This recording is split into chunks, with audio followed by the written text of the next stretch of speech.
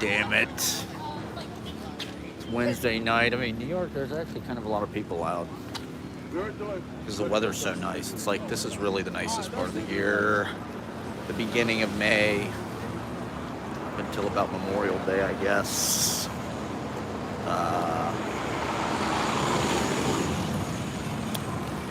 Let's see, what is there to... Well, so I'll talk more about our trip. San Francisco, we just got back. I don't know how long I'm going to... We'll see how it goes. I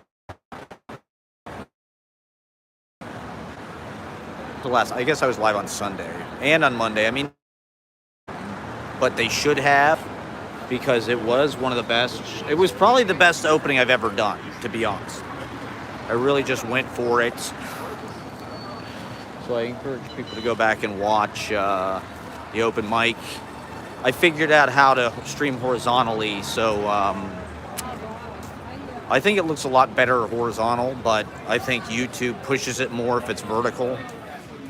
They want like vertical live streams. That's my excuse. But I'm still a horizontal guy. I will always be a 20th century panorama widescreen enthusiast. There's the 13th step right there. Been there plenty of time. It was a coffee house called Le Metro where they did poetry readings in like the 60s or whatever. Yeah.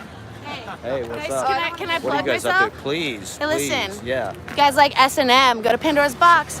See Mr. Oh my Salas. God. Wow, what a plug. We will be there. You heard her. S&M, Pandora's Box. All my fans, of course, are into S&M. Everybody who watches my live stream, obviously, is into S&M. So we'll go to Pandora's Box, I guess. So yeah, that 0 on the screen, that means, that doesn't mean that nobody's watching. That's just, that's a hack that I have to just like make it seem like very low key. But there's always, oh my God, there's always people at Slight Fox. So we were at a poetry reading tonight. I had to work.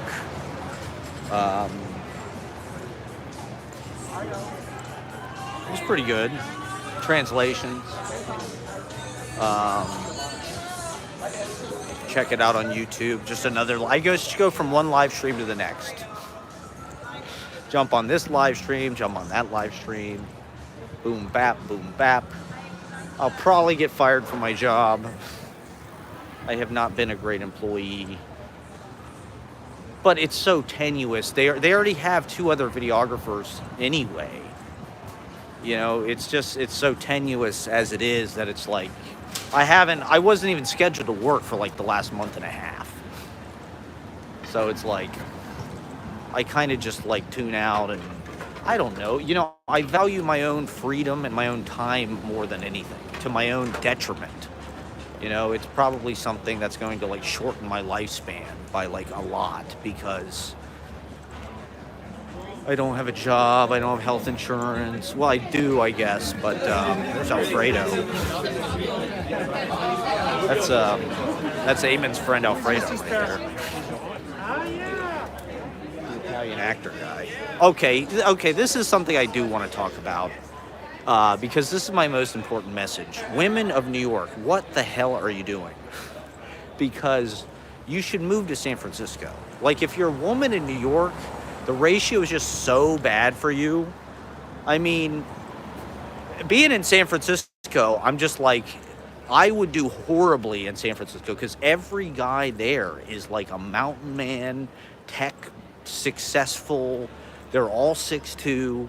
They all have nice clothes. They all have like a kind of a strong masculine vibe, but it's not like they're not really like obnoxious. They seem like kind of self-confident because they're in tech. This guy started talking to us. He was a software engineer.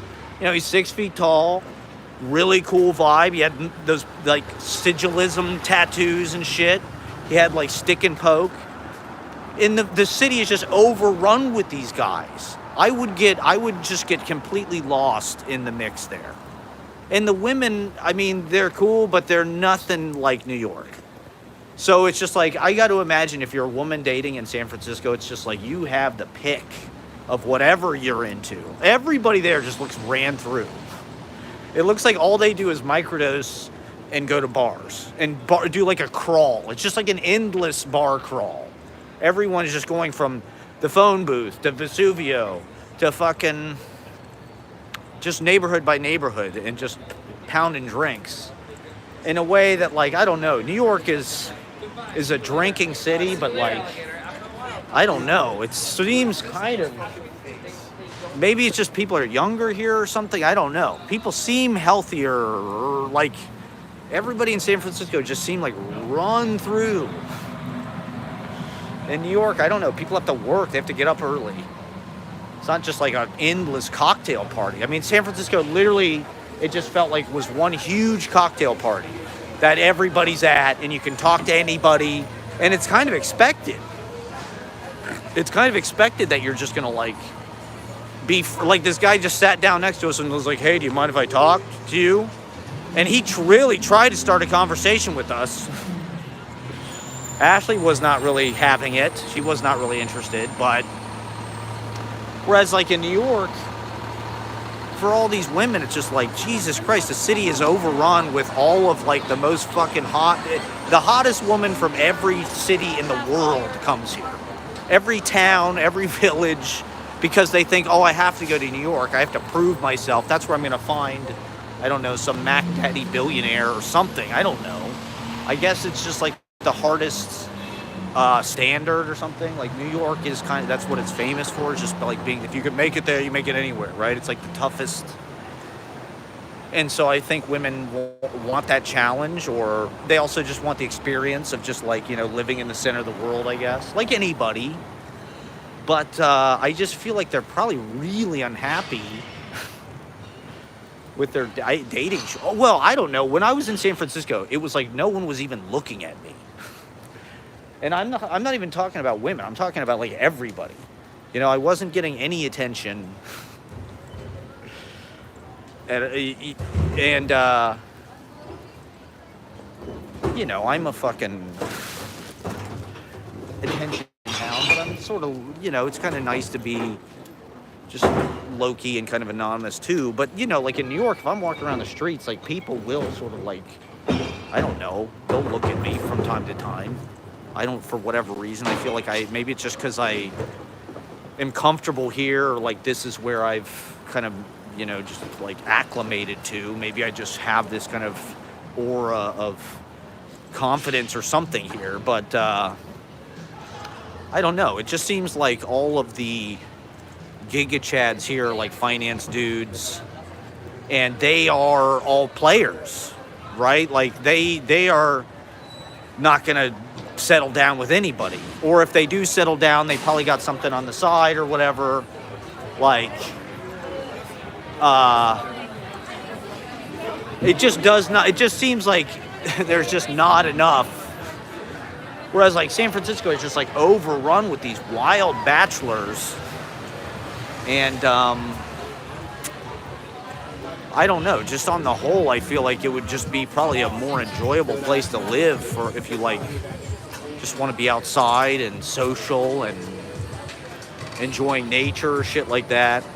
New York, I don't know, being in San Francisco, New York just feels like a gutter. You know, when I picture New York, it's like it's gray water, it's gray sky, it's gray rain, it's pavement, it's rectangle, everything, everywhere. You know, that's why my book has all these fucking rectangles in it. Because that's all New York is. Yeah, man. You're streaming? Yeah, brother. I'm on YouTube. That's how cool I am. YouTube. How many streamers you got? How many people you got? I have 0 people watching right now. Yes, sir, we love it. We love it. So you can do whatever the fuck you want. Really? What's good? Well, New York, you know, New with York, the East Village, throw up your East gang Village, signs. New That's York right. Knicks, New York East Village. Knicks. Yeah, the Knicks are good right Yo, now. I can whip my ass out for your Well, Knicks in 4. I think you can have nudity on YouTube. There's nobody watching. No one's gonna complain. I'm whipping my ass. Maybe I'll get some views.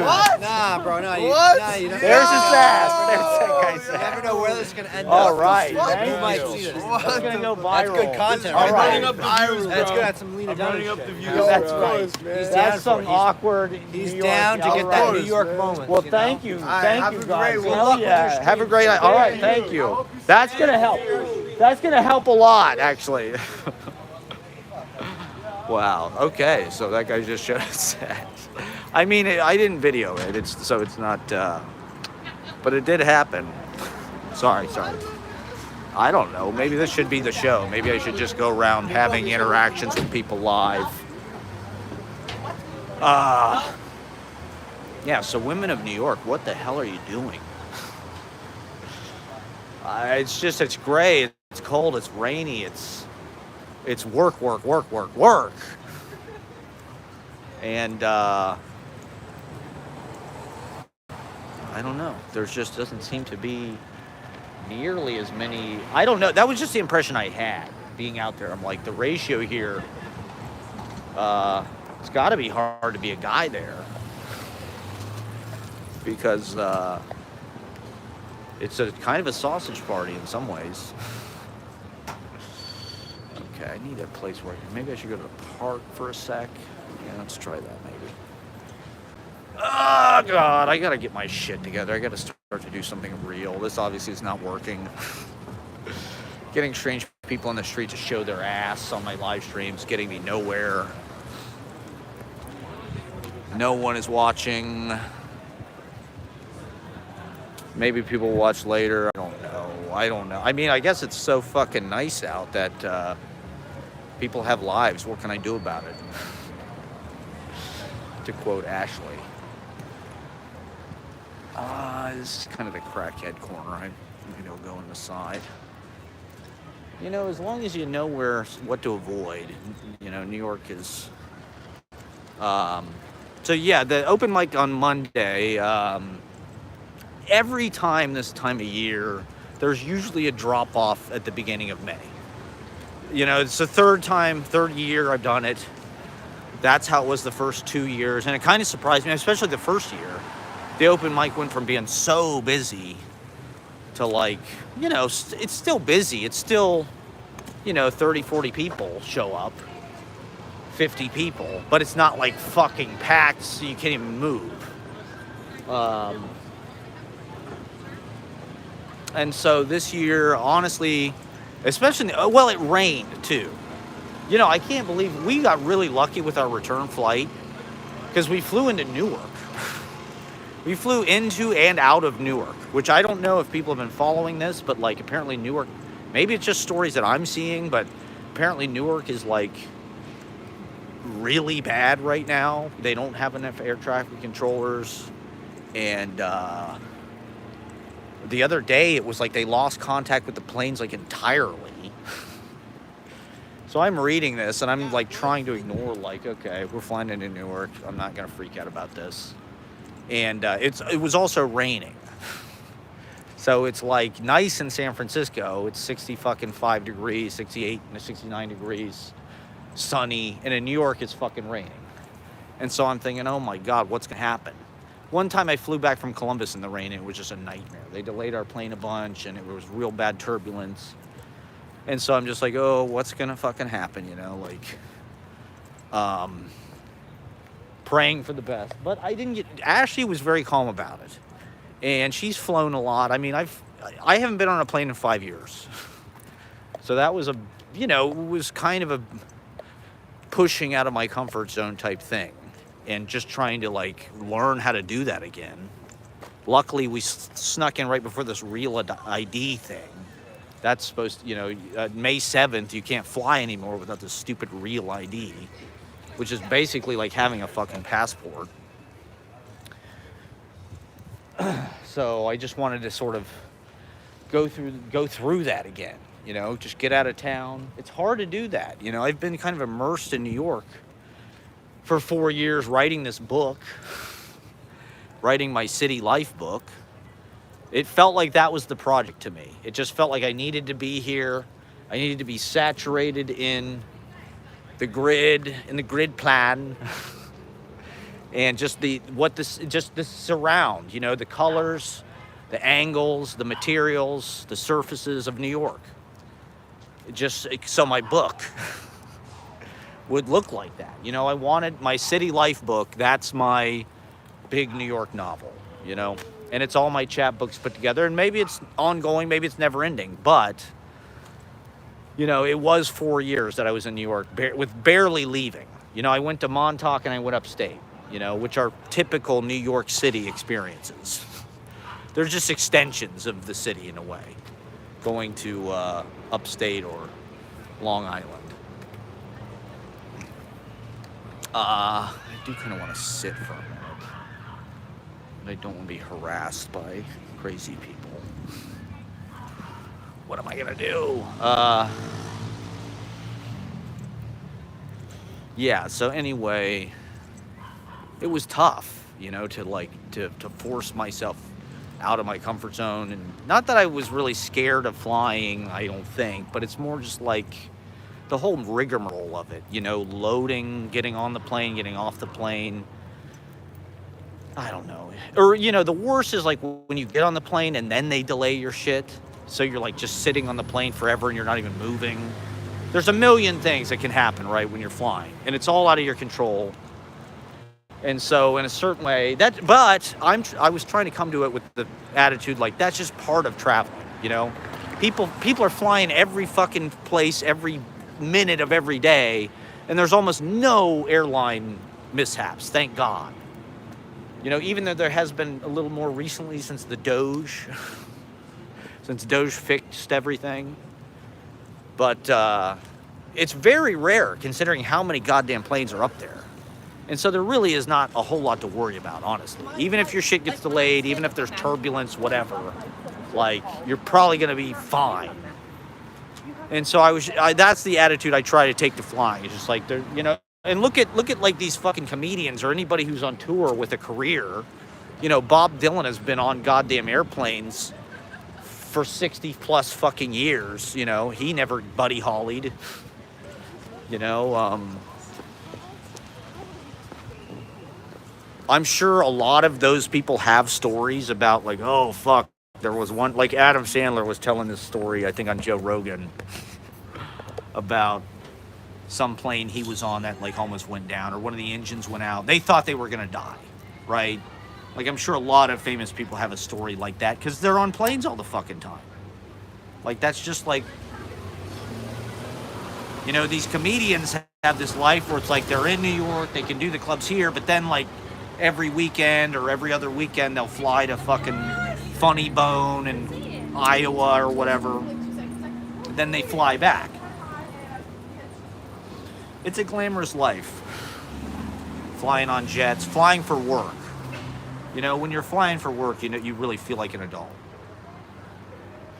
You feel like I'm important. I need to go to this other city. They're paying me to go to this other city.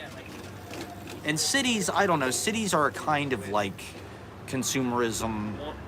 That's one of the things that I kind of resent about traveling and like that kind of lifestyle. Particularly people that can afford it to just spend their life sampling all the great cities.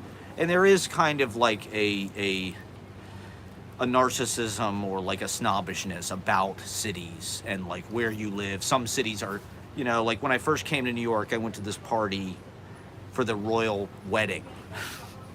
All these people went to Yale, and this guy, they were talking about Chicago. This guy's like, you want to live in Chicago? It's a second-class city. It's like, that's a typical fucking, like Chicago is a second-class city. It's like, Jesus Christ.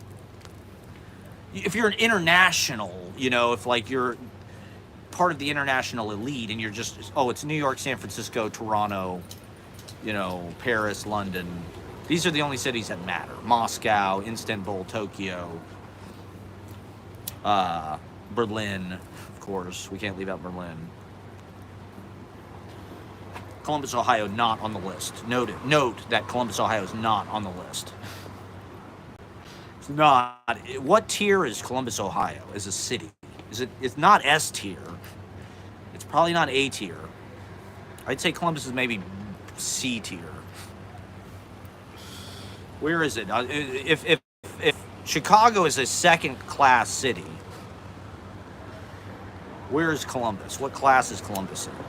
And you just have no fucking, like one thing I've noticed is like San Francisco is like one of the few places that New York is like jealous of, particularly with poetry. A lot of the poets are like, ugh, I wish I lived in San Francisco. Man, what would it be like? Or they lived in San Francisco for like a little bit, and it was like they always talk about how great it was. New York is, and I think it's like the only city that's more expensive than New York, where they're sort of like racing and fighting to be more expensive.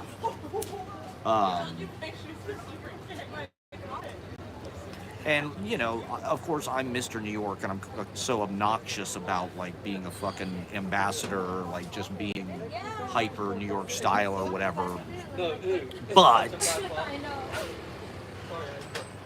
it would be fun to travel and just go to all the cities, and they are like psychedelic, or like they're almost like restaurants in the sort of bougie kind of sampling of everything. It's like, well, you have to go to Mexico City to get that flavor, to get that, there's something about the way, the environment, the way it's set up, the colors, all of the mise en scène of a city, the immersive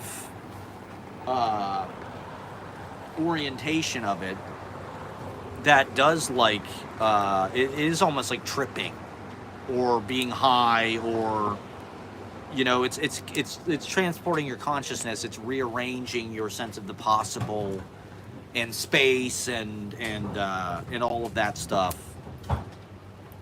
And so Ted Berrigan's fucking selected "So Going Around Cities," right? That's an Ashbery line. "So Going Around Cities." I think fucking Alice Notley has a line about a poet is the city they they're worth the city they live in. Their heart weighs, the weight of their heart is like, I'm fucking it up badly. I don't know what the line is, okay? But there's some Alice Notley line about a poet's, its heart is the city they live in, or it's like that's what they're weighed. When you die, your heart is like weighed, and it weighs a certain amount. According the poet, I don't know that it's a peculiar aspect of a certain kind of poetry, maybe more of like a location-based poetry, or like a Frank O'Hara type poetry, that like these cities matter, whether you live in Paris, whether you live in New York, whether you live in San Francisco, and they influence the way you write. They influence your poetics. They influence the way it looks on the page, what comes to you, and your sense of what poetry is. And so like, in some sense, I think that is true, but it's also kind of, what if you live in Columbus, Ohio? To me, it's kind of a songline thing, like the poem is sort of like made by the land.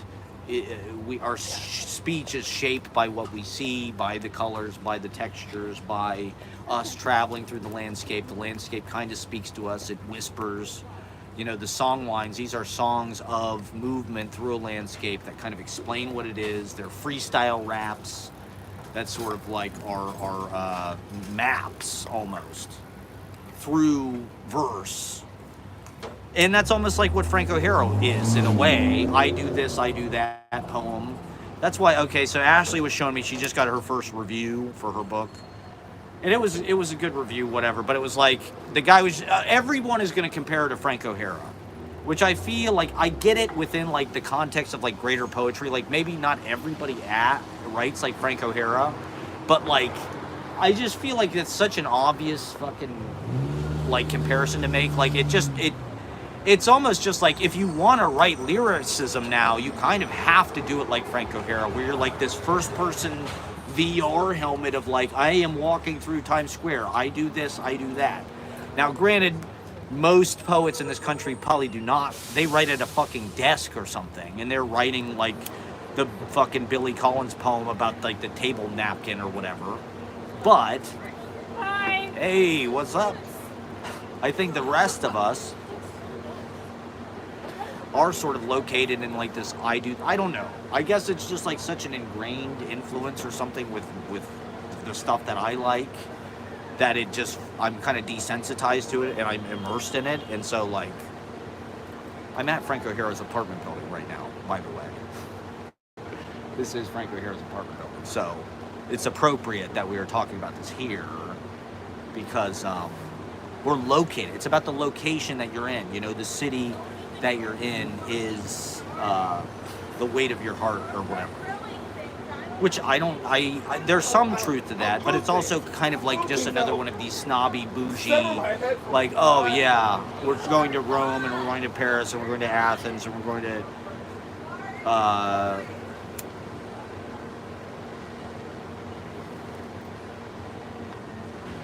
what's the city in Iran? I'm trying to think of the city in Iran. Tehran. You know, we're traveling and, you know, I mean, nice work if you can get it. You know, it's a nice to be able to do that. But it's also like, I don't know, a bunch of poor people in fucking rural America. I don't. That's not exactly their lifestyle. What is the weight of Portsmouth, Ohio? You know, what are the poets there worth? Are they just shit because they live in Portsmouth? You have to live in New York to be a big shot. I don't know. To me, I guess it was about an education or something. And why did I start talking about this? Well, I mean, traveling is fun, and like going on tour and shit. I don't know. That seems to be like, it goes back to this Songlines book, which like the premise of it is basically that we are like nomadic. I'm sorry, these people kind of made me nervous. This lady that walked by and said hello, they kind of walked over and stood awkwardly near me, like they're kind of listening to what I'm saying. Like am I supposed to be entertaining? I'm supposed to be mind-blowing every second? I guess so, because I just lost my viewer, but... should I keep walking? I'm gonna keep smoking, that's what I'm gonna keep doing. Maybe somebody else will show their ass. Not that anybody's gonna ever watch this. Everybody's out doing shit. Everybody's out deep in the night, living. Smokey Robinson is innocent. I'm on Smokey's side, okay? He's a lover, okay? Is that a crime? No, I'm just... How do you think he writes such beautiful songs?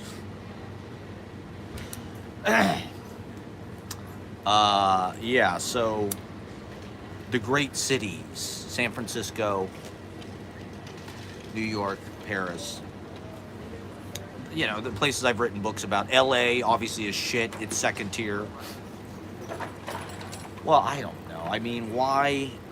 It's all, as an adult, it's all just like a big competition to be cooler than everybody else, to nudge your way into success and get the fucking clout and get the fucking bylines and get the fucking publications and the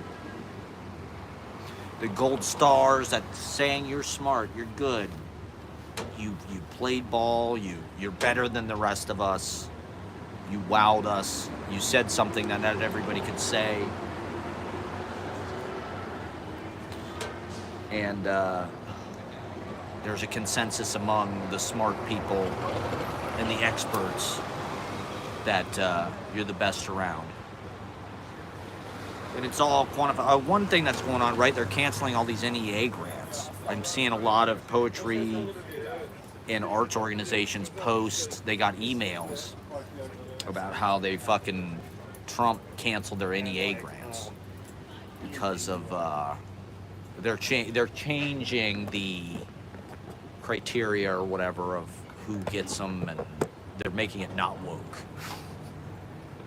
I guess, is part of it. Which is kind of crazy to fucking see. It's kind of crazy to see. Because they are big amount. I mean, it's 30 grand, 25 grand, you know, 10 grand. It's a good amount of money, but, you know, I think these arts organizations will survive. I don't know. I mean, It's fucked up. It's insane. There's so many fucked up, insane things happening. You can't even fucking keep track. But, I mean, poetry world, that's a big part of it is the grants and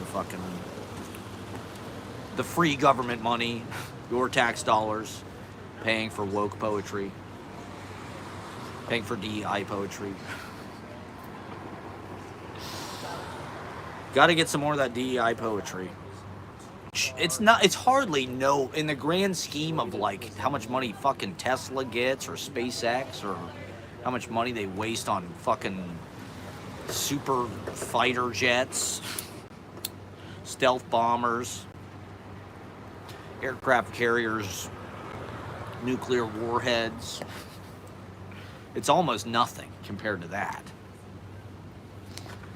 But, you know, in poetry world, it's like, it's enough to finance a bougie lifestyle where you can travel to great cities in luxury, which seems to be, that's the goal of every poet. And that every poet that I've seen who's like really successful in New York, that's kind of like their lifestyle. It's almost as much about that. The poetry is just like a means to an end. Where it's like, yeah, not only are we writing poetry, but like I get to go on my fucking book tour like I'm Alex Dimitriov and stay in the Palace Hotel and read at fucking City Lights or Aren't I So Goddamn Special?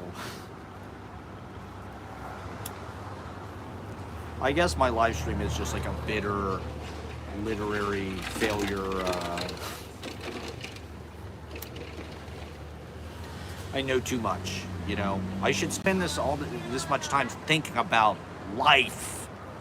Okay, this is something I wanted to talk about. Henri Cole, my professor in college, though he would disavow it, he had an article in the Paris Review Daily. Now that I found this paywall thing, I can read anything. I'm in heaven. I'm reading the New Yorker. I'm reading the New York Times. I can get all the articles now. So anyway, I read this.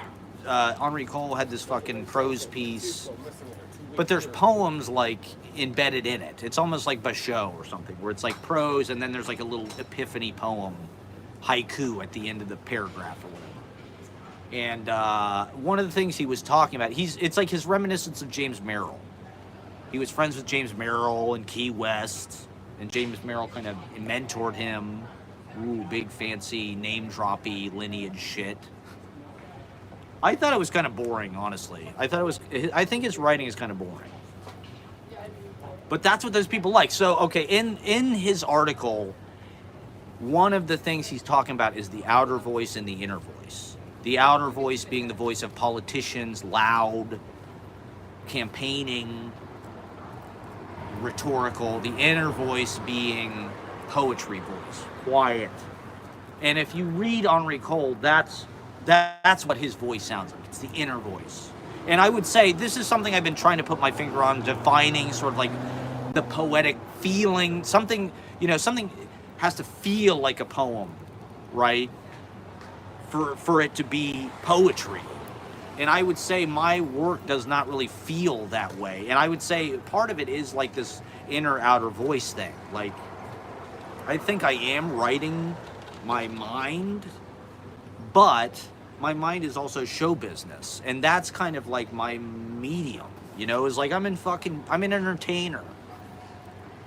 And when he was saying the outer voice is like this politician, it's almost like a comedian, it's loud, it's campaign, it's like, well, that is kind of, I guess if you were gonna make that binary distinction, the inner voice and the outer voice, it is kind of hard, I don't know, to get in touch with that slow, quiet, you know, what are the characteristics of the inner voice, right? Like, what are the poetic voice?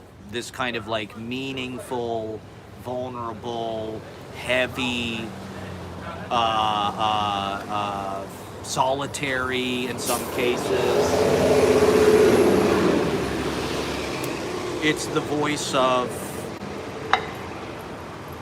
but at the same time, there's like a bravery to it, you know, to be able to get to be that quiet. You know, this is something that I've noticed, like with the open mic, is like a lot of the acts, I don't know if this is a generational thing or just kind of like a timeless thing that's always true, but it seems like people want, if you can go on stage and be chill, like I would say one of the most, like one of the musical acts we had that more people reached out to me than like any other musical act we ever had. It was this old guy and this kid playing piano.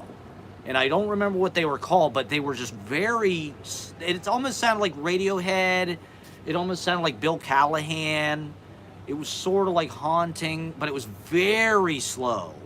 And it was very like, there was a lot of space. And there was a lot of like calm. And there was a lot of sustain. It wasn't this bebop, hysterical, babbling, you know, skronk. Like, that's what I'm doing. I'm doing skronk. I like skronk.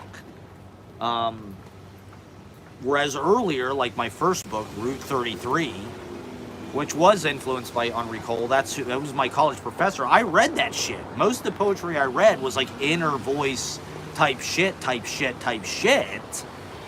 Like fucking Czesław Miłosz or Wisław Szymborska or Henri Cole or fucking, who's good? I mean, a lot of that, like Rilke is inner voice, I would say.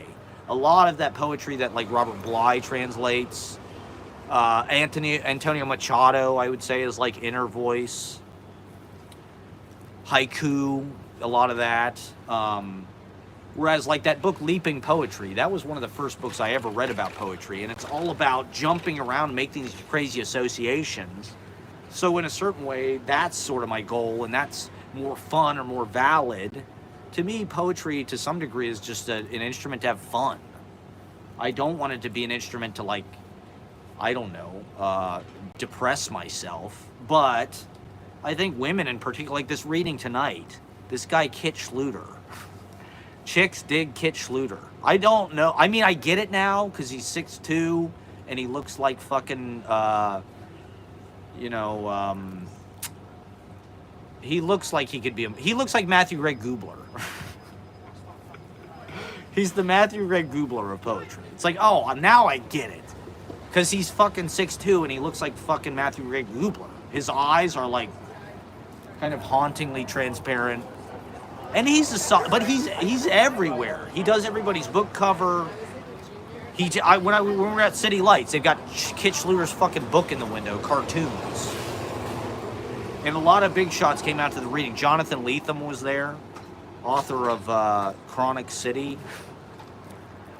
and all those Motherless Brooklyn and all that shit. He was there. He blurbed cartoons. Jonathan Lethem blurbed Kit Schluter. So as I'm filming it, I'm like, fuck, Kit Schluter is like, he is probably like got the best career of any white guy.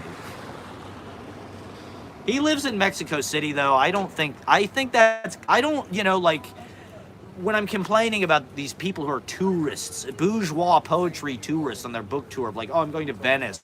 I'm going to read in London at the bookshop. It's like, or I'm moving to Mexico City. It's like, you are the fucking gentrifier. You are the fucking colonizer. It's this white guy who lives in fucking Mexico City. And sure, they're translating. Translating is a good thing. It is like an ambassadorial thing that ties cultures together. But it's also a bunch of white guys who are trying to hide behind that because it makes them, it's acceptable in our modern fucking like woke, you know, it's something that a white guy can do that's going to look like, oh, he's translating Peruvian poetry. That's not white. Whereas me, I just talk about my dick or whatever. Or titty fucking.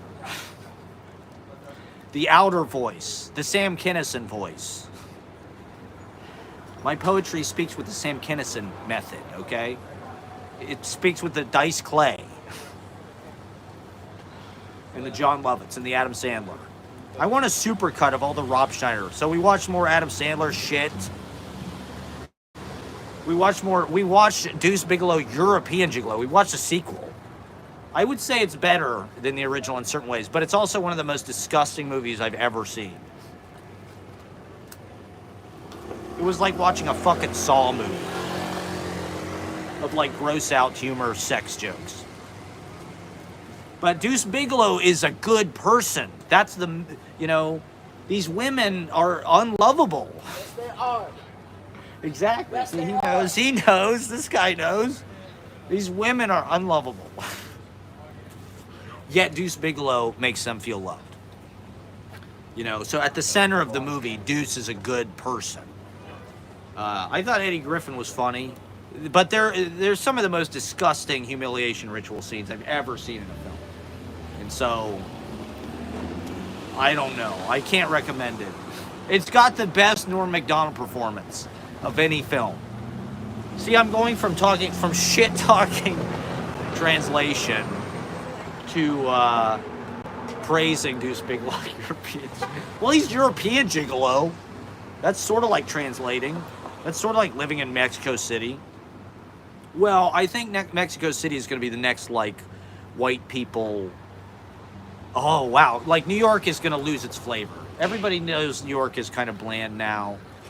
And it's kind of, this is another thing I wanted to talk about, is the Lena Dunham essay in the New Yorker. Now that I could read it. Lena Dunham says she's done with New York. She moved out, she's done. She's over it, she's no longer a New Yorker. And so goes Lena Dunham, so goes the millennials, women. Because she is their leader. And so I think that might be the beginning of New York sort of not being the cool place for all of the hot women everywhere. She lives in London, which, okay, I'm changing subjects here. I did want to talk about Deuce Bigelow. Well, no, we can move on. So Lena Dunham said, basically the whole fucking essay is about the trauma she got in New York and all the boo-boos she got, and like, a guy yelled at her on some corner, and like some crazy person walked into her loft from the elevator that opens directly into her loft on Broadway between Prince and Spring Street that she grew up in with her fucking parents from goddamn Connecticut, who became famous artists even though they're from fucking Connecticut. And New Yorkers, like Lena Dunham is like this famous New York kind of insider artist. And the whole article is just about how she's never felt like a New Yorker, really. She's always been a wuss. New York's always been too fast for her and too hardish. And she always liked it in her grandma's house in Connecticut because it was quiet and peaceful. And it's like, okay, I guess if you were born here, I could see that. Maybe you would say, fuck, this place sucks and I gotta get, and like, I could relate to the idea that like in my 15 years that I've been here, I do feel like just battered. At this point, I just feel like beaten and battered and abused. And, to see Ashley come into the city and just like the gates just open up and she just makes the city her bitch. And everything is just handed to her on a silver platter. She hasn't even been here 3 years. And, she's got it all. She's got a degree, she's got a book, she's got famous friends, she's got money. I've been here 15 years, I have none of those things. I have a fucking live stream that one person watches. I'm making TikTok dance videos in front of Frank O'Hare's apartment. But I don't give a fuck. I mean, I don't know. I do the best I can. I'm an outsider. I'm a poor fucking, I'm from a third tier city. I had to claw, they're not interested. I'm not from San Francisco. That's, I'm from Ohio. Every time I tell one of these assholes I'm from Columbus, Ohio, they're like, oh, I've been to Cincinnati. I've been to the Rock and Roll Hall of Fame. It's like, that's not where I'm from, you dickhead. So I wasn't born in fucking New York or Paris or fucking San Francisco or LA. Or even upstate New York or goddamn Long Island. In a certain way, I'm the last person standing. All of my friends from Columbus who moved here, they're gone. They went home a long time ago. Everybody pieces out in their early 30s. By their mid-30s, people they're done. They understand they have to go somewhere else to start a family. Me, I'm still fucking like Jake LaMotta, get my fucking brains beaten in. That's entertainment. I'm a burlesque performer, god damn it. Love me, love the life I lead. Smoking fat doinks up in front of Frank O'Hara, Joe Brainerd, gay sex heaven. You hear me? Yeah, so I don't know. We're just living that poet life. I'm you know, so I'm back into poetry again. San Francisco kind of clicked me back into, because I don't know, the city just has, it's just poetry just hits you in the face everywhere you look. Coit Tower, bam, poetry. You know, there's fucking, it's more European. The streets go every which way. There's no fucking grid plan. You know, so it's just like, you're just kind of wandering mystically. Like you're fucking Van Morrison at Winterland. Look at the ivy on the oak leaning wall. Yeah, so I don't know. I encourage people to watch the open mic on Monday. It was definitely my best opening I've ever done because there was nobody there. It was literally the least amount of people we've had since the beginning, since the first open mic, or maybe the second. I mean, people showed up eventually. We made an okay amount of money. I think we had 30 people perform. Maybe more. It may have been 35. But, and then we went till 1 a.m., but at the beginning there was probably 15 people there or something. Maybe 20. Probably 15 or 20. Which is like, there hasn't been that few people there. And it's like, there's a lot of, I was in San Francisco, so like, even though I was promoting it on Instagram, I was kind of like not on top of the messages. I had a good amount of signups. I had about the same amount of signups I always do. It's just I had a lot of people cancel. At least half the fucking people cancel. I got a lot of messages. That's just how it is. If the weather was nice Friday and Saturday, it was like super beautiful. It was fucking 70 and sunny. It's the best weather of the whole year in New York. That's why all the chicks are coming out to see fucking Kit Schluter. Because, you know, it's Wednesday and it's 75 fucking degrees and absolutely perfect in New York. And they got to see Kit Schluter. He's in from Mexico City. You know, he's 6'2". He's published every fucking place. He's designing everybody's book covers. He's just got it all. And, yeah, so he's on gangsta shit now. You hear that? What was I saying about the weather? Oh yeah, so it was nice all weekend, but then it rained and it was cold. So it's like everybody was probably out having a blast, drinking, and then that's how it is a lot of times at the open mic, because it's on Monday. You know, it's like if people go out on the weekend and have that's why it's the most busy in the winter. Because it's like people just want to get out of their house and do something productive. And so it's like, oh, I'll go to this open mic. I'll sign up, I'll go. It'll get me out of the house, but I'll be inside, I'll be warm. I can sit there for hours watching, working. This is something we were talking about the other night, is like the open mic is a great place to write. You know, I encourage people who are writers. It's like, it's the best.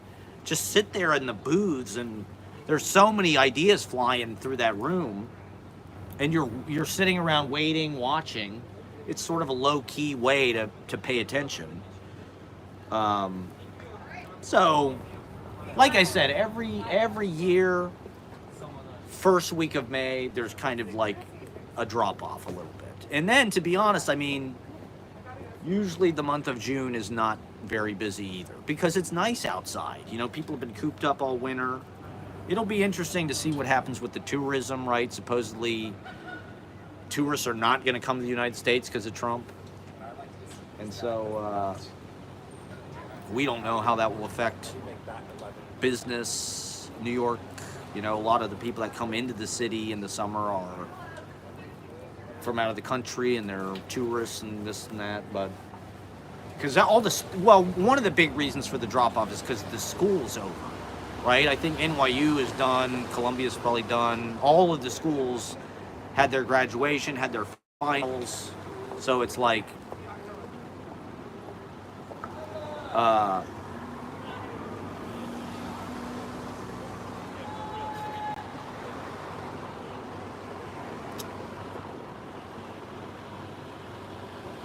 you know, especially in downtown Manhattan, it's like it's all fucking college kids for the most part.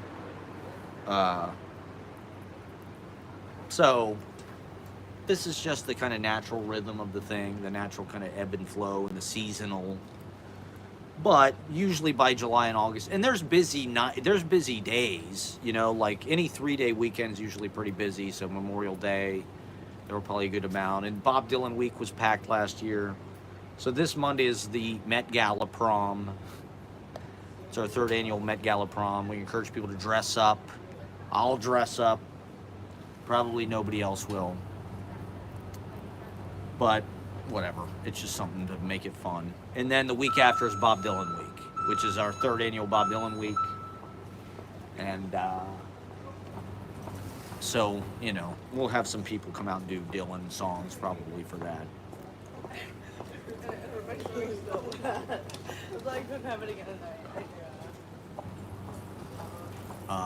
Maybe I'll start walking in. Yeah, so I don't know. Lena Dunham's essay was just all about how, you know, nothing. It didn't sound like anything really bad happened to her. She wasn't like, oh, I got beaten on this corner or whatever, you know.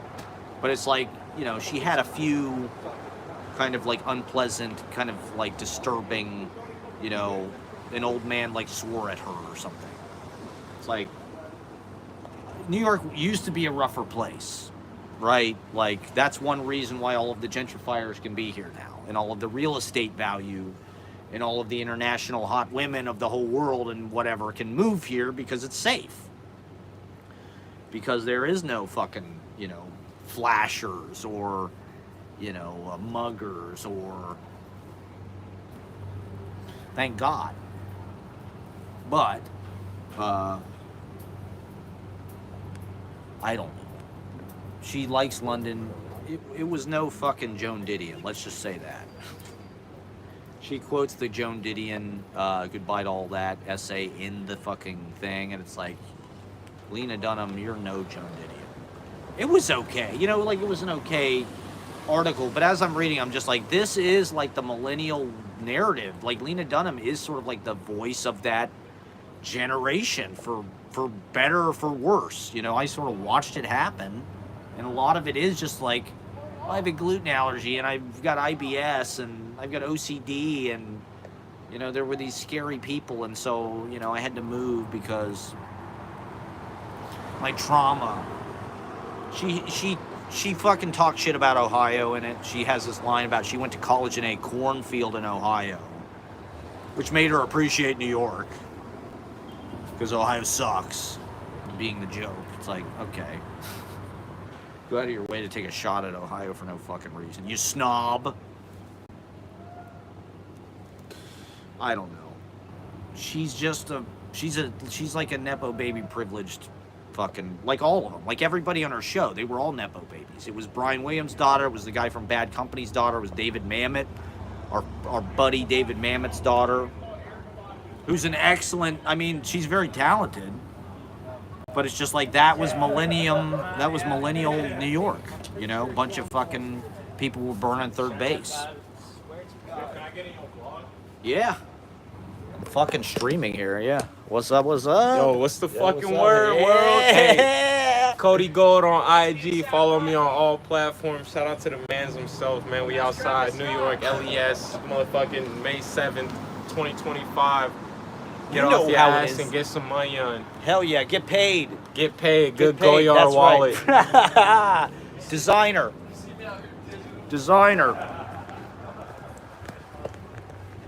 There you go. That's how it's done, people.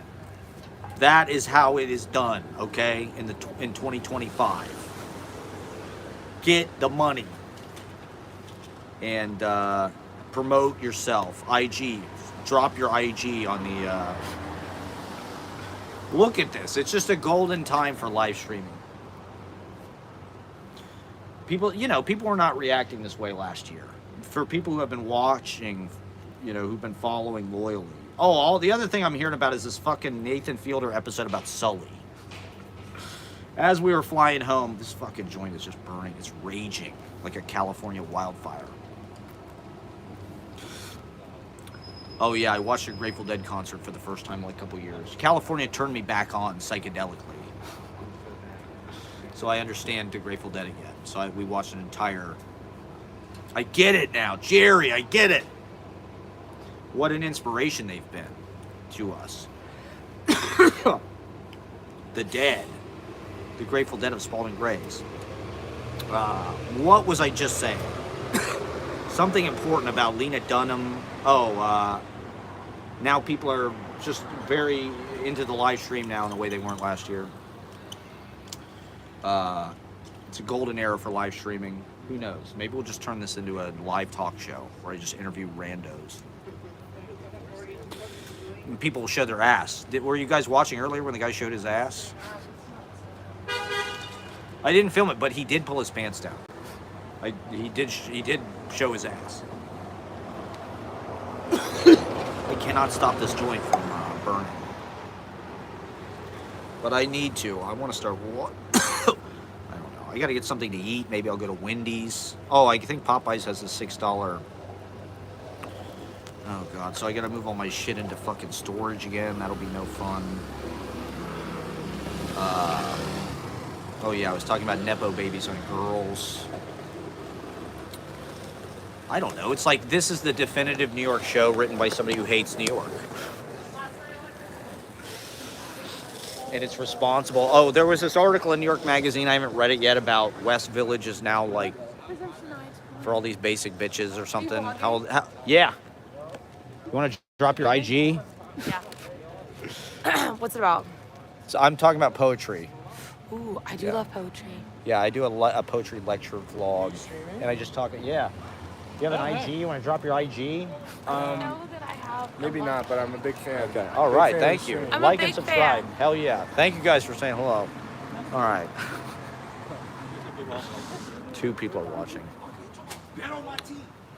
Okay, so I do need some boxes. Son of a bitch. I guess tonight would be...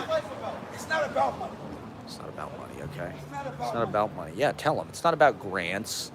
It's not about having... Well, it is. I mean, I guess I'm just jealous. Being in New York, you get a front row seat to all the fucking, super successful millennial grant-winning, jet-set poets who go to Rome and they go to fucking London and they go to fucking... They go to upstate and they go to Hamptons and they go to L.A. for AWP. And I'm ready to sell out. I just see no other choice. I just feel like I have to figure out how to get into one of these stupid funded programs. I got to get paid. I mean, I'm at a impasse. I think we all are. Where it's just like you require so much money to be alive now. Why am I not Alex Dimitrov? Why can't I just write like Alex Dimitrov and be simple, clarity? This is something we were talking about the other night. Fred Moten talking about precision is in blur. It's not in clarity, right? When something is precise, there's kind of a blur to it. There isn't like a high shutter speed, crisp freeze frame. Precision, because we are always moving. There is always shift. There is always improvisation. There is always... the idea that you can trap something and make it be still. Well, this is something that, like with my poetry, if you want to call it that, it's all blur. It's just mind blur. It's the movement of that, of the thoughts as they just kind of like, as you go through all of them, the trails, the heat vision, of 60 frames per second. It's more like 60 frames per second. It's more like over cranking the camera. where it's like that's more how it really is. The idea, right? Like it's almost like when they invented movies, it was like when that guy, they had a bet that all four of the horse's hooves were off the ground at once, right? When it was galloping. There was this famous bet. It was like $1 million bet. This guy bet that when horses are galloping, at some point, all four hooves are off the ground. And he won because he took freeze frame pictures real quick of the horse galloping, and you could see it like a movie. That was how they invented the fucking movies. But the movies are a blur. You know, by showing these frames, these individual pictures, the reality is the movement, not the individual picture. You know, life doesn't really freeze frame. You know, life doesn't really stop. I don't know. I don't know what the fuck Fred Moten said. I'm talking out of my ass. But, you know, most poems are meant to be like clarity. That's like what people want. They want a snapshot. They want something that like all feels like it belongs in the same confines. They don't want tangents or abrupt changes of subject for no reason. Losing your train of thought. Throwing shit in the discontinuity just with no justification. You know, the hallmarks of my work. The endless, I mean, look at even this last week, how many times I've been on goddamn live. This has been an archipelago of streams where it's like I've been on basically every day for 20 minutes. And so it's almost like part, you know, because I'm vlogging. That's what you guys don't see, is like I've been vlogging this whole time, or like filming, right? I've been making my life movie, okay? I hate the term vlogging. I'm not flogging my meat, okay? I'm not flogging my beaver tail. I'm making a goddamn life epic. It's poetic cinematography, okay? And that's kind of exciting to be able to drop in and film a 20-minute long scene in North Beach or whatever and just talk and kind of unload the day's thoughts about the poet's novel or whatever the hell it is at the time. And then jump off, but then I'm filming shit that's sort of immediately after or kind of around that stream. And so it's kind of weird the way that like the stream is live, so you're seeing it early, but then I'll post the vlog later and it'll feel like it happened before. It'll feel older than the stream because the stream happened live.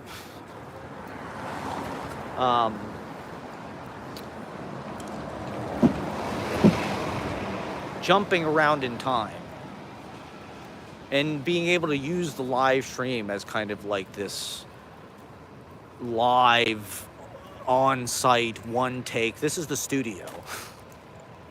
This is Birdman. We tried to watch the studio. I can watch all of Deuce Bigelow, European Gigolo. I could not really watch the studio. It was just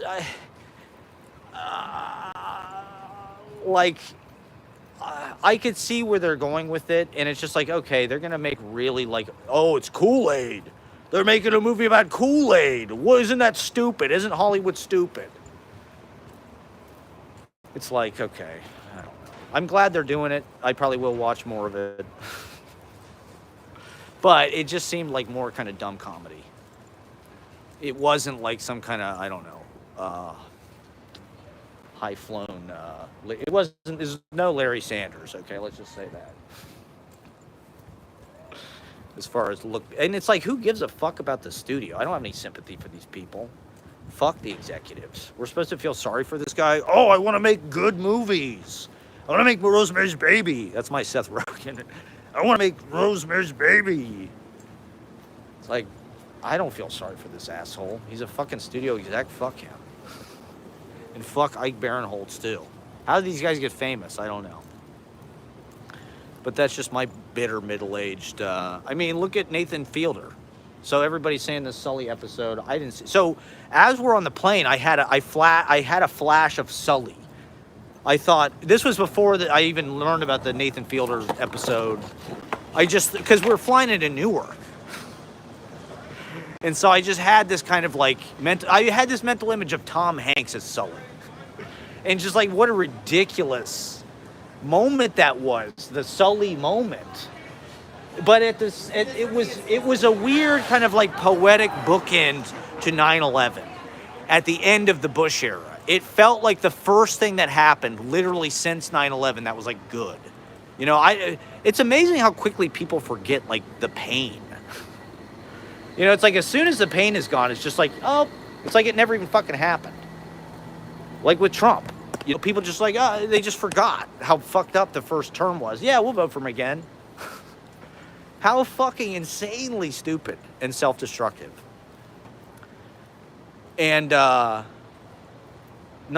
Bush was like that. People just sort of act like it was nothing. It was like, that was really a dark, hard time. Those wars, 9/11 was like scary. I mean, you know, people in New York, I'm sure, you know it better than anyone, obviously. Because it really was, this is where it fucking happened, you know, kind of crazy. Kind of crazy that we live right in the shadow of 9/11. Kind of insane when you think of it. You know, San Francisco doesn't have any 9/11. I guess there was an earthquake. But that was not really, you know, an act of hostility. Well, maybe from God, but in any case, 9/11.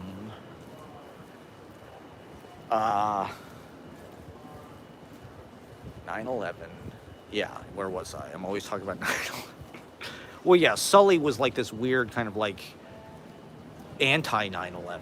It's like all these people could have died right in New York, right in the fucking Hudson River on an airplane in this sort of like eerie echo.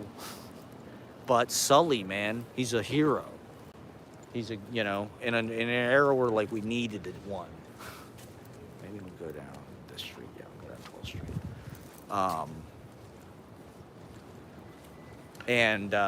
But also the image of Tom Hanks as Sully is inherently funny. Just because it's ridiculous. We didn't watch the movie, but I think it would fit in perfectly with our diet of like ironic, just like non-nutritional comfort watches. Like all these fucking Adam Sandler movies. We watched 50 First Dates. It's sort of like Groundhog Day. Adam Sandler, it's probably the worst Adam Sandler performance, but Rob Schneider kills. Rob Schneider's pretty hilarious in it. I can't, you know, I saw a mouse in the church today. I saw a teeny little mouse run by the bathrooms while I was going up to get the cameras. I saw a mouse in the church today, a little church mouse. Oh God, I gotta get back into poetry somehow. How do I rescue my poetry image, my poetry reputation? How do I access my inner voice rather than just being this loudmouth tirade, pot smoking? That was, I don't know, that was the character I wanted to create. I wanted to be like this Dennis Leary, chain smoking, like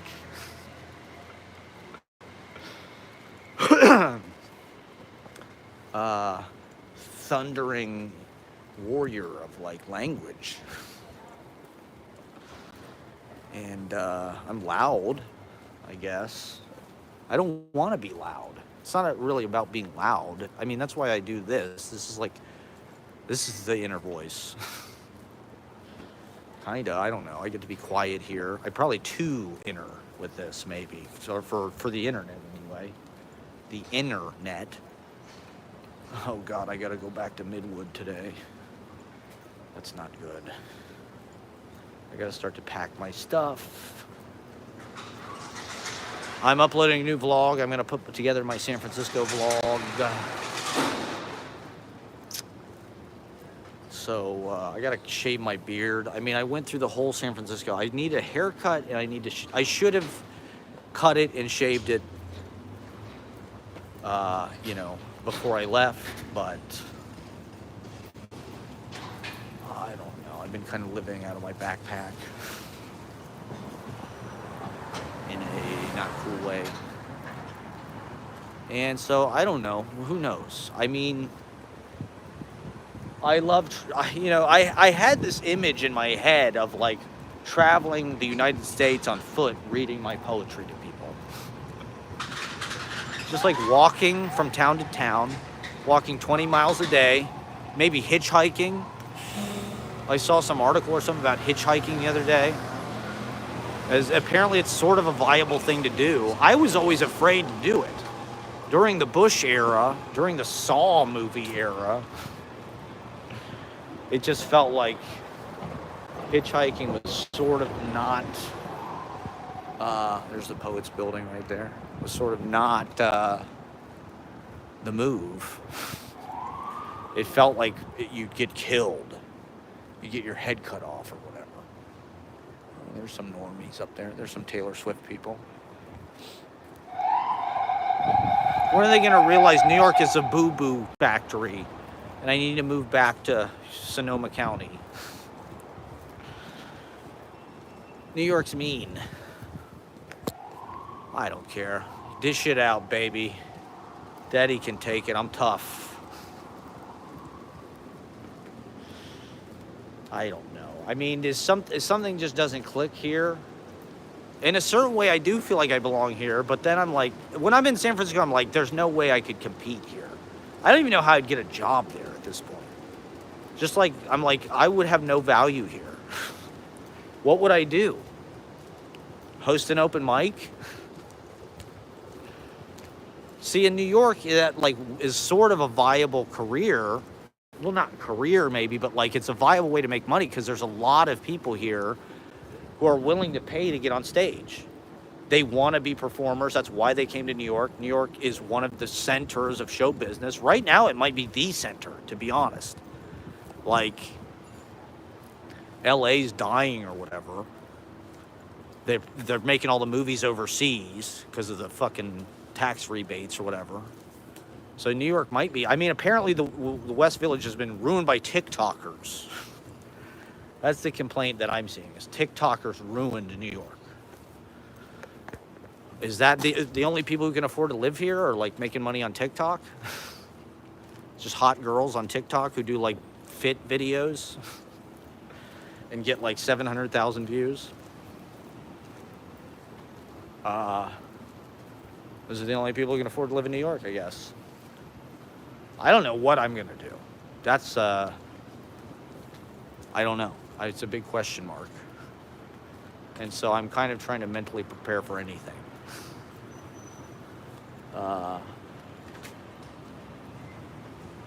You know, I'd like to work something out. First Avenue. Maybe I'll walk down this a little bit.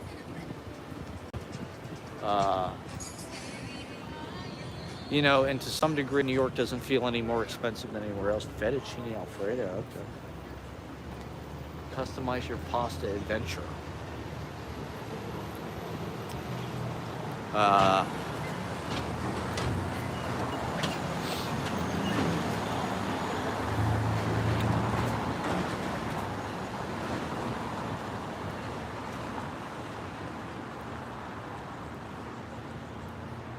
You know, and I love doing the open mic. I'd like to expand upon it.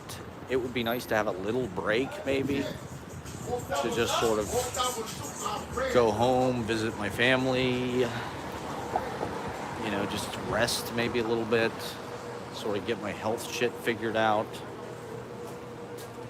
get my teeth fucking fixed, or whatever, you know, whatever I can do. I mean, that it's just fucked up that just like,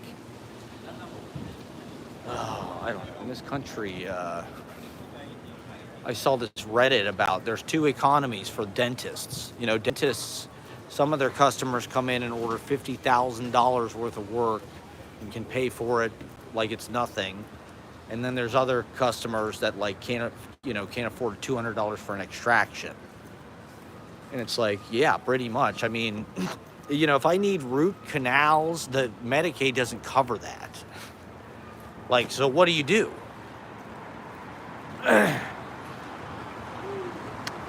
What are you supposed to do, you know?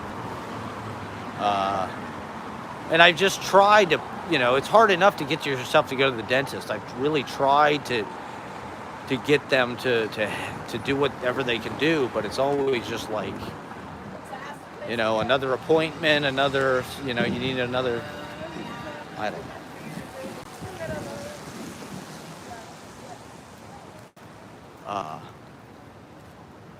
In any case,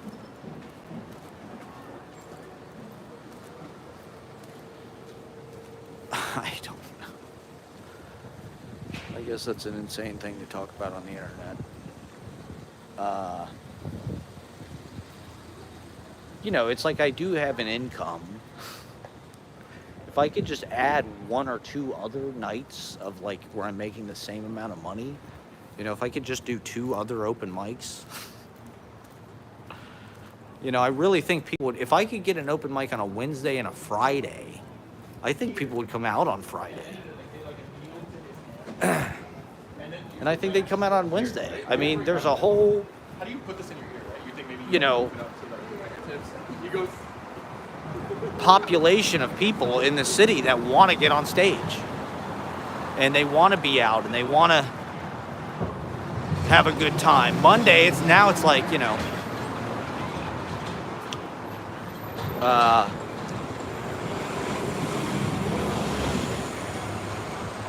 it's not necessarily the biggest party night of the week now that everything in New York kind of closes early and shit.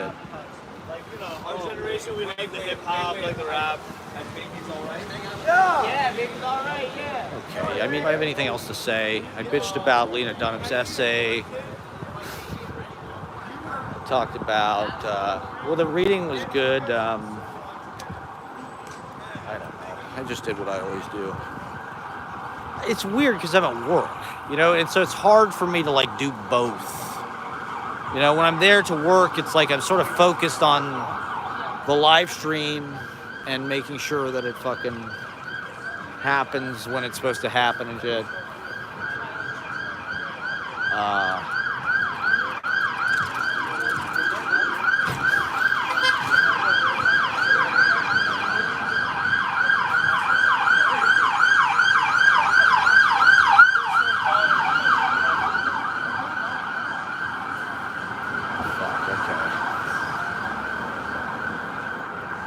Maybe I'll walk to Popeye's Chicken. Like I'm Little Nicky. Okay, so we watched 50 First Dates. I don't know. It was okay. It was like sort of like the soft Adam Sandler. They took out a lot of the gross out humor. It was a little family friendly. Rob Schneider, of course, played a racial stereotype. He was Hawaiian in this movie. You know, I think that's, I mean, Adam Sandler really loves, the thing that I don't get about Adam Sandler movies is like he really hires the same people every time. Like that guy, the guy who plays Drew Barrymore's dad in 50 First Dates is the same. He's in a bunch of Adam Sandler movies. He's on fucking like Tool Time. He's on Home Improvement. But he's like, you know, he's not really a big name actor. He's a pretty good actor, but you can tell Adam Sandler just likes him. And, but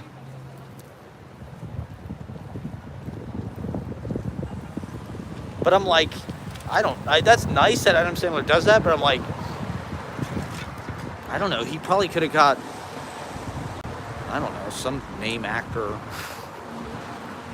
for that part. I don't know. I guess it's nice that he cast that guy, but God damn, there's just so many Adam Sandler movies. We watched so many of them. We're sort of watching all the Happy Madison shit. My poem in San Francisco, I talk about Adam Sandler. Pathetic. Is that what the inner voice would say? Would the inner voice appreciate Adam Sandler movies? No. The inner voice would talk about, I don't know, having a cloud of butterflies for ankles. Or something like that. Where was I going to go? Oh, I was going to go to Popeye's Chicken. Popeye's Chicken! Oh boy. Well, they supposed to have this $6 box. This place called Schmuck. I don't know about that name. What's that about? Schmuck? What's that about, huh? You're gonna go to a restaurant called Schmuck?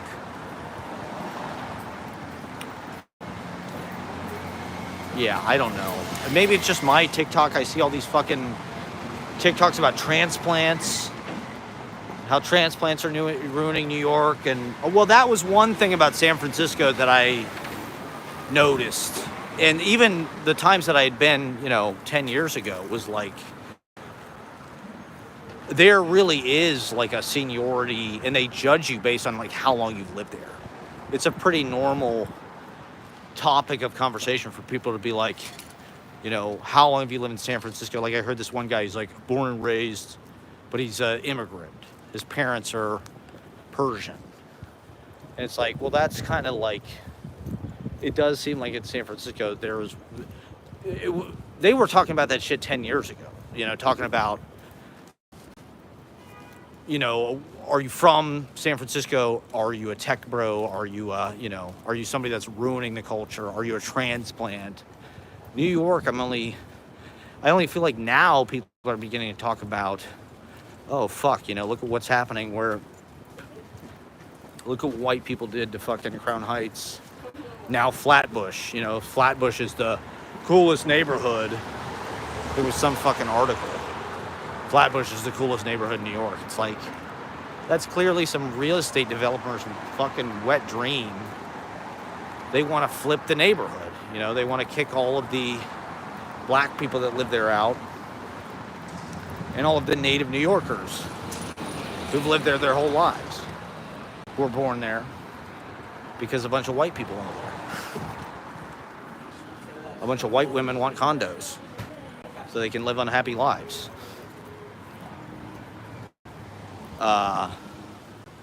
Frustrated. I don't know. Maybe they're having a blast. I don't know. What am I to say? Who am I to judge?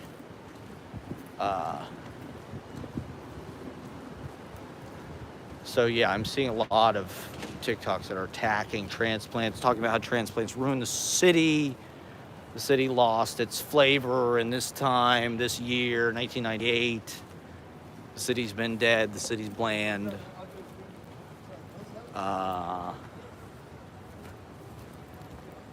I don't know.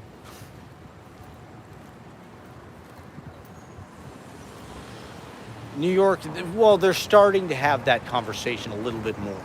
There's starting to be a little bit more backlash to gentrification or to being like a quote-unquote transplant.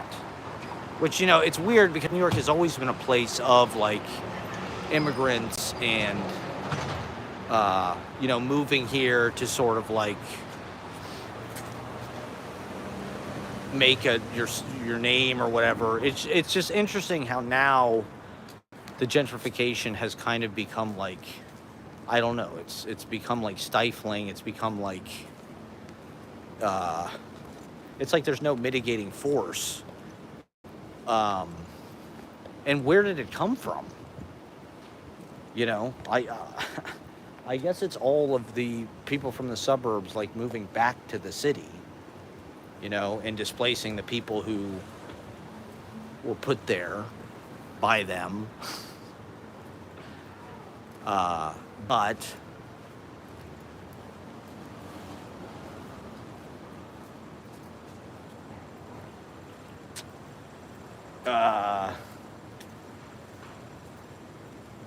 look at the West Village. Look at this article about how the West Village is just full of these kind of like welcome to New York Taylor Swift normie basic white bitches. I guess they were sort of talking about like how the West Village has lost its like bohemian character. You know, the West Village was sort of historically, sort of famously, this fucking queer community. You know, it was like the Bohemia of America. It was a place, you know, in San Francisco, sort of like that too, right? Where it was like a place, it was a gay city. You know, San Francisco was like, if you were gay, it was like you could just be yourself there, you know.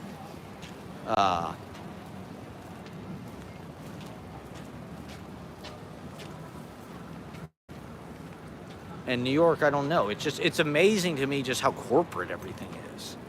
You know, like San Francisco, maybe I was missing it, but it does seem like they are a little more protective of like their local businesses. You know, like Vesuvio is still there, City Light's still there, Spec's still there. You know, there's all these places that have been there for a long time. There's restaurants that have been there. And there is that kind of stuff here too, but it becomes a tourist fucking thing, and it becomes like some super expensive, like Monty's overpriced, whatever. Cafe Reggio, you know, it's fucking overpriced for everything. It's not just like some funky, like Cafe Trieste, I would say is like the Cafe Reggio maybe of San Francisco, but I don't know. There was something about it that just felt, maybe it was expensive. I don't know.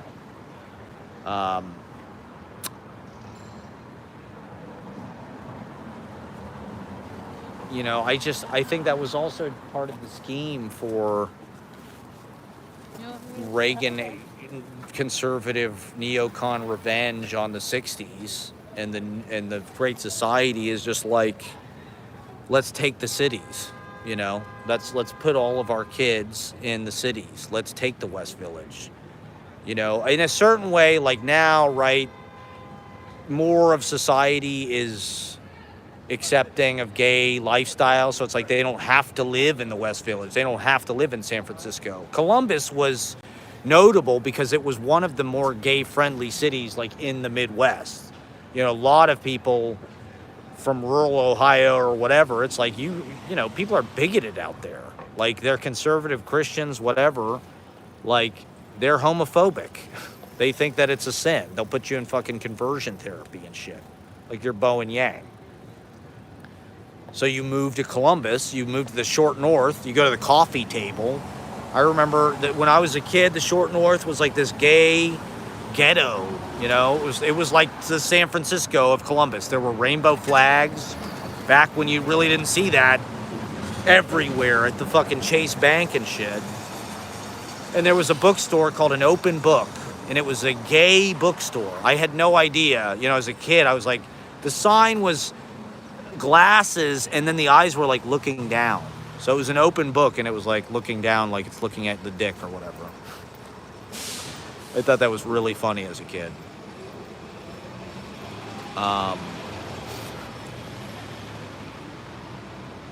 But I was tolerant. I was also like, I was never homophobic ever. You know, like we would go to Open Book. It was just interesting that was the vibe back then. It was like, that's what the West Village was. It was like, this was a neighborhood where it was a lot of gay people that, at that point in society, it was harder for them to just like live the way they wanted to live. And now, I guess, there's a little bit more acceptance in general, at least in cities. I don't know how it is in the country, but generally people are they're not as bigoted as they were even like 40 years ago or whatever. And so maybe there's a little bit less of a need for those type of enclaves. But at the same time, it's a greater conversation about like the city basically losing its personality, I guess. Has New York lost its personality? Like, it's not really, there's no interesting people. If it's just a bunch of white people that go to the fucking Kentucky Derby, like, that's not really New York. If it's a bunch of fucking people from the South who came here because of a fucking Taylor Swift song or Lena Dunham fucking TV show. Lena Dunham doesn't even like New York.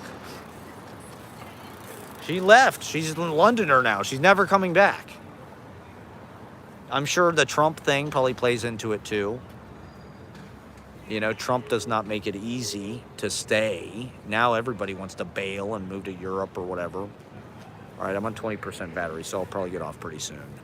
Thank you for watching my meandering ruminations. Well, we did a lot. We got social media. Go back and watch from the beginning. This guy showed us his ass.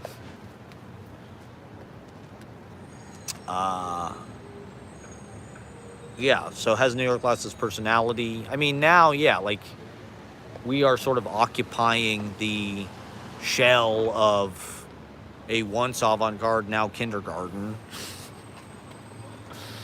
Yeah, and, you know, it's like, I feel like I work at Cedar Point or something. I feel like I'm, like, one of the entertainers at, like, the fucking Cedar Point, like, theater where they do, like, saloon fucking show tunes or whatever. Animatronic.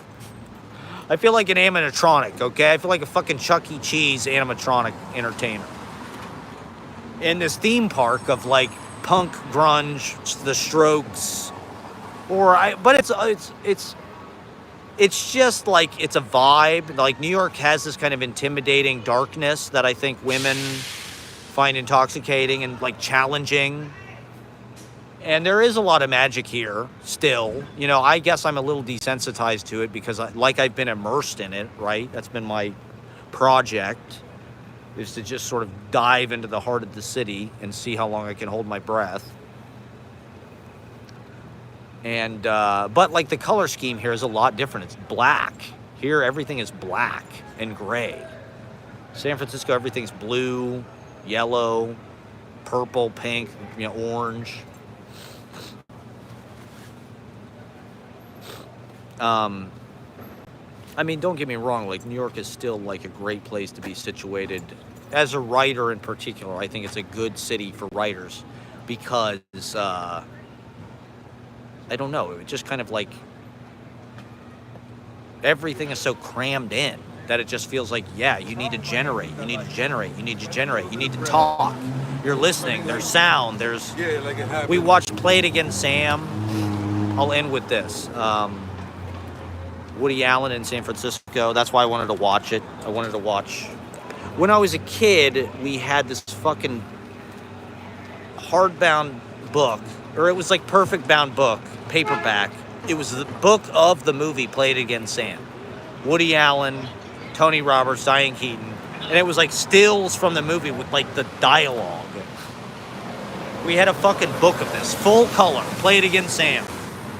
It was my dad's. My dad had Monty Python scripts, and we had the Play It Again, Sam script. I don't really know why.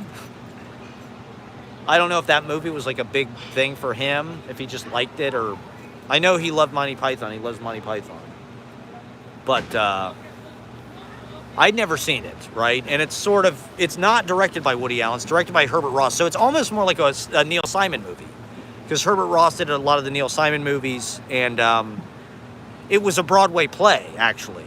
Play It Again, Sam was on Broadway. Woody Allen was in it. Tony Robbins was in it. Diane Keaton was in it. On Broadway for like a year. So it's more like a Neil Simon. It's very early in Woody Allen's career. Somebody else is directing. But it's San Francisco. So I wanted to see what the city was like through that. You know, Woody Allen is such a famous... Talk about bourgeois fucking... He's such a famous, like, filmmaker of cities, right? New York... most notably, but also Midnight in Paris, and he did a movie in Rome, and blah, blah, blah.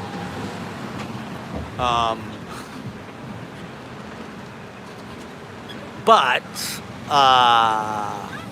yeah, we got some fun people. So I wanted to see fucking, what his, take on San Francisco was. And, Hey, bestie. yeah, what's up? Yeah. People are fun with the streams now. We'll see how long the honeymoon. I think we're in a honeymoon period. The election, now everybody knows what streaming is. Everybody's kind of hip to streaming, but it hasn't become obnoxious where like everybody's streaming everywhere. I'm like one of the few people out here doing this. It was okay. Played Against Sam. I don't know. It was like, I guess it was a realistic story, but I I was wondering if everybody in San Francisco is obsessed with therapy like they are in New York, right? Like it's like, I think it's a status thing in New York. Like if you want to be a part of the social group of New York, you have to be in psychotherapy. You have to be in Lacanian or whatever the fuck it is. You know, you have to be in analysis or... Whereas like San Francisco, I'm not really sure if... I think they just microdose. I think that's their therapy. Or they're just out getting drunk all the time. And they actually have careers and shit. Meow! Yeah. They're not just fucking trust fund kids. Or maybe they are, I don't know. Who knows? I was only there for a few days. But I'll end with that. So yeah, Play It Again, Sam. Are people in San Francisco in therapy like they are in New York? I don't think they are. So I don't know if the Woody Allen movie makes sense there. Because it's like, in the movie, they like go to the beach and it's like, they're talking about their analysts and shit. It's like, I don't know, were people really doing that in San Francisco in 1973? Or whenever that movie came out, 1972? I just wanted to see how they photographed the city. And, you know, Herbert Ross and those Neil Simon movies are usually pretty good about that. And so it was an interesting kind of early Woody Allen. Creepy. He cheats with his friend's wife. He cheats with Tony Roberts. He cheats with Diane Keaton, who's Tony Roberts' wife. So he's a scumbag even back then. But anyway, thank you for watching the museum cities. Keep collecting the great cities, everybody. Don't go to Amarillo, Texas, or Albuquerque, New Mexico, or Oklahoma City, or fuck those places. Fuck Indianapolis. Just be a snob. Only go to, you know, Rio, Mexico City, Montreal, maybe Quebec City. I guess Seattle is worth visiting. Berlin, of course, always, forever Berlin. All right, well, thank you for watching, everybody. Have a great night. And courage.